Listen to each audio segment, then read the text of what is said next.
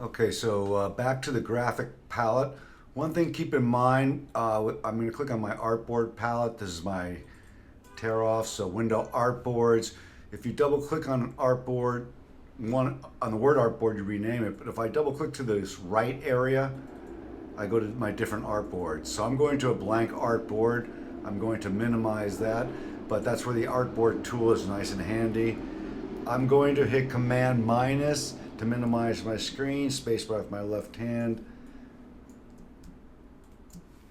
I'm going to Window, Symbol Library. So if you already have it up, you're good. Symbols. What I'm going to do is go back into the library. I'm going to go into Open Symbol Library, and maybe I'll click on nature.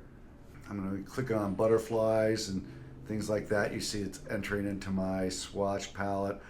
Maybe I'll click on the whale and stuff. So I'm just going to click on objects and I'm just dragging them out.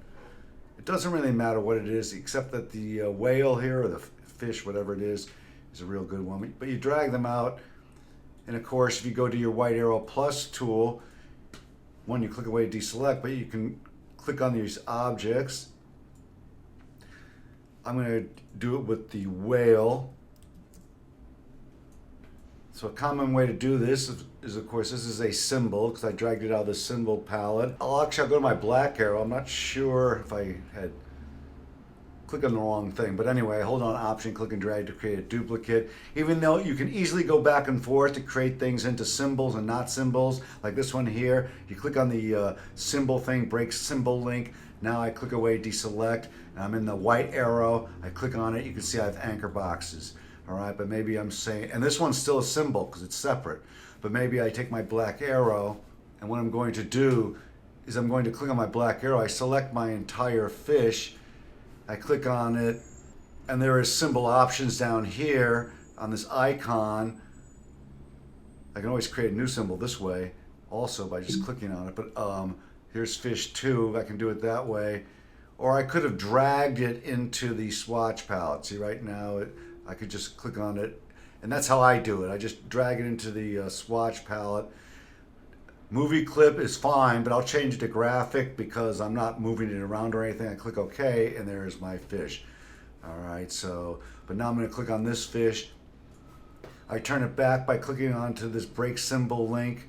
It's probably in the menu too. Yeah, breaks link to symbol. I don't like doing it that way, of course.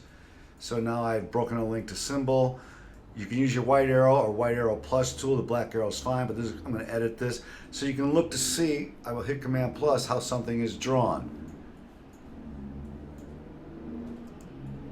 Okay, I'm hitting my space bar with my left hand to move it around.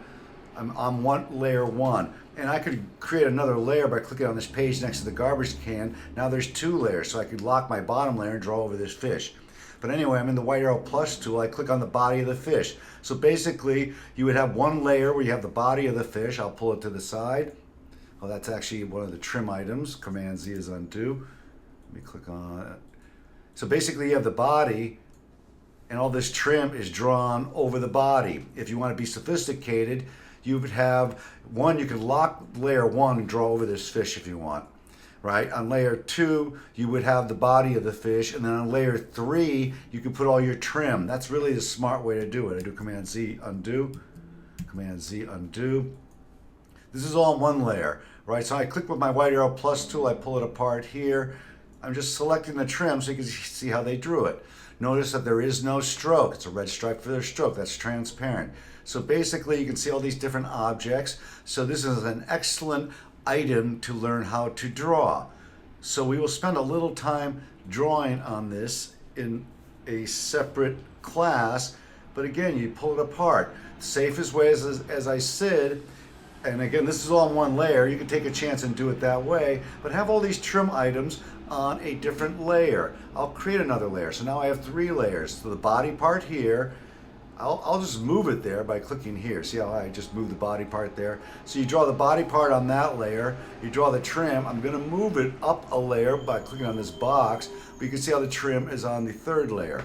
So now I can hide and show my layers and know what I'm doing. And then I have my artwork is on the bottom layer 1. I lock that layer. So that is what I'm going to do in my drawing artwork class. But that's how powerful the Symbol Palette is. So use the Symbol Palette, draw on flowers. You know, maybe I'm on layer 1, I unlock the layer, right? I click on the butterfly, all right? So it's on layer 1, and then I lock that layer and I draw over it. That's what a drawing class is. Okay, and what you do is usually you duplicate your butterfly. If you want to click on with your white arrow plus tool, click on the object, or you can use your black arrow. I click on here to, right on here to turn it into Illustrator. Again, if I click on the objects, you can see how they did this. I would have a complete outline like what they did here. See, they make a big drawing. Actually, what I'm saying is I would probably draw this entire wing on the very bottom layer, so I have a something to look at, and then I draw all this stuff as trim above it, you know. But again, tear it apart. Keep in mind you have your white arrow plus tool where you can click on an anchor box and actually edit it and move it just like anything. And of course you can be changing the colors, sizes, you can do anything you want because it's an Illustrator object. When you want to turn it back into a symbol, you select it and you drag it into your Symbol Palette. I have selected way too much because it's really difficult, but I'll just drag this in. Now I have extra, but who cares?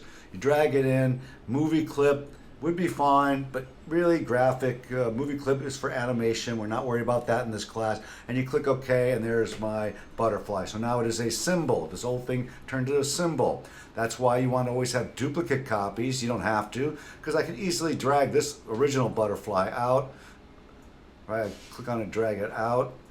Right, now it's a symbol. Now it's not. Now it's Illustrated. Drag it back in. Now it's a symbol. Static symbol is fine. Doesn't really matter. Graphic, that's if you're really being picky. You don't have to do that. You just click OK. All right, so that's a quick look at graphics and how to play with these symbols. There is also a symbol tool that you will see in another class.